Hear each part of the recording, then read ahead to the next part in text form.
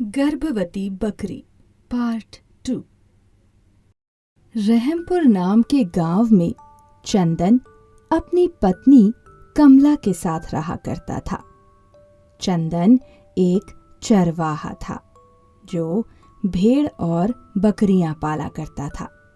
उसका गुजारा इनसे ही होता था। वो रोज शाम को बकरियों को घास खिलाने ले जाता था। चंदन के पास 2 बकरियां थीं, रीमा और सीमा, जो अच्छा खासा दूध दिया करती थीं। अरे, आज आपको खेत से आते वक्त बहुत समय लग गया। रीमा और सीमा कब से आपका इंतजार कर रही थीं। अरे, बस आ ही रहा था कि रास्ते में नट्टू काका मिल गए। बस उन्हीं से गप्पे लड़ाने रुक गया था। वो दोनों कब से उतावली हो रही हैं जाने के लिए। हा, उनको मेरे साथ घूमने जाना बहुत पसंद है। रीमा, सीमा, चलो आओ।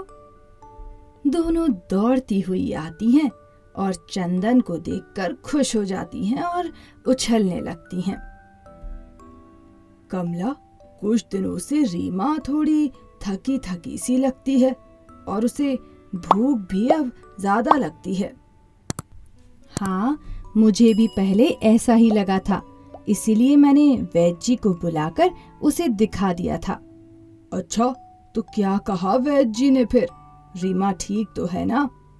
अरे, घबराने की कोई बात नहीं। रीमा गर्भवती है, इसीलिए बस उसे ज्यादा भूख लगती है और थोड़ी जल्दी थक जाती है। अरे वाह, फिर तो हमें उसका ज्यादा ध्यान रखना चाहिए। अब से आप उसे ज्यादा घास खिलाया कीजिए, समझे? रीमा गर्भवती थी। ये बात सुनकर कमला और चंदन बहुत ज्यादा खुश थे। वो रीमा का और भी अच्छे से ध्यान रखने लगे थे।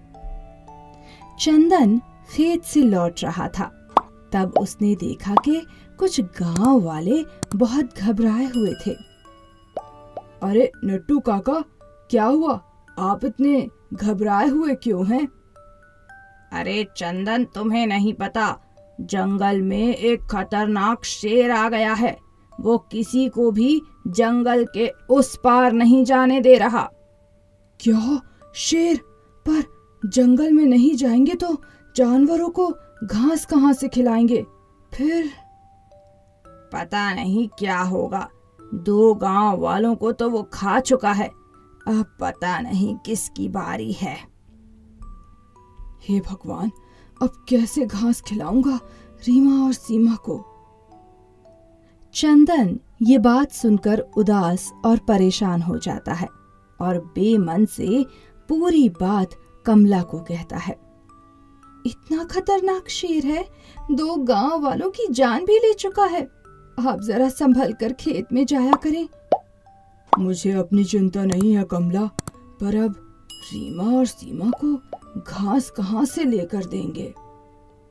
अब जितनी घास गांव के अंदर मिल जाए उसी से काम चला लेंगे। अगर आपको कुछ हो गया तो मेरा क्या होगा जी? तुम चिंता मत करो, मुझे कुछ नहीं होगा। गांव के अंदर जितनी घास मिल पाती थी उसी से गांव वाले काम चला रहे थे। रीमा और सीमा भी जो मिलता उसी को खाकर सो जाती, पर चंदन को रीमा की बहुत फिक्र हो रही थी। चंदन अपने आप से कहता है, रीमा गर्भवती है, उसे ताजी घास की जरूरत है। मुझे जंगल जाकर घास लानी ही होगी। चंदन जब रात को सब सो रहे थे तब चुपके से उठता है और जंगल की तरफ जाने लगता है। तब रीमा उसे देख लेती है। ये मालिक इतनी रात को कहाँ जा रहे हैं? कहीं वो शेर आ गया तो मालिक को कुछ कर ना दे। रीमा भी चंदन के पीछे पीछे जाती है। चंदन जंगल के अंदर जाता है और हरी ताजी घास तोड़ लेता है और वो घर की तरफ लौट ही रहा था कि वो खतरनाक शेर आ जाता है। अरे वाह, आज तो शिकार खुद शिकारी के पास चलकर आया है। हे भगवान, अब कैसे अपनी जान बचाऊं? हाँ, अब तुम्हें मुझसे कोई नहीं बचा सकता। बचाओ बचाओ!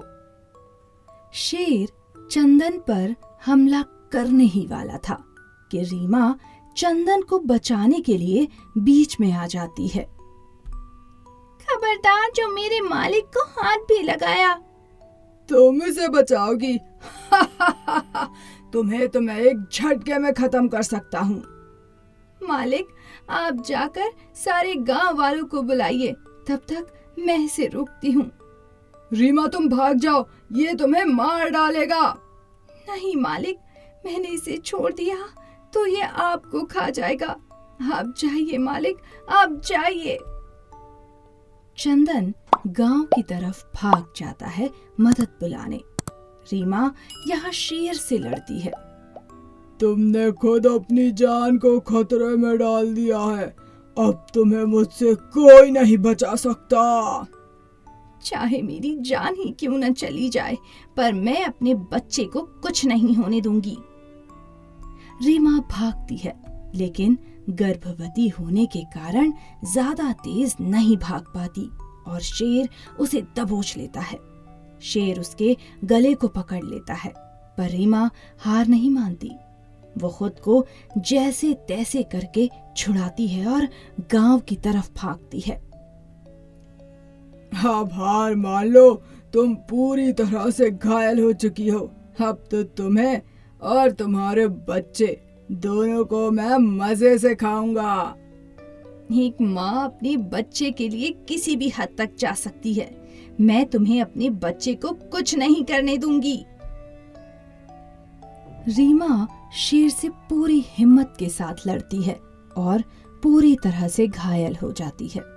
इतने में चंदन गांव वालों के साथ एक जाल लेकर आता है और शेर को उसमें फंसा लेता है। हे भगवान, रीमा, तुम्हारा तो बहुत खून बह रहा है। बस मेरे बच्चे को बचा लीजिएगा मालिक। सिर्फ सुना था, माँ बच्चे के लिए भगवान से भी लड़ जाती है। आज देख भी लिया। हम तुम्हारे बच्चे को जरूर बताएंगे कि उसकी माँ कितनी बहादुर थी।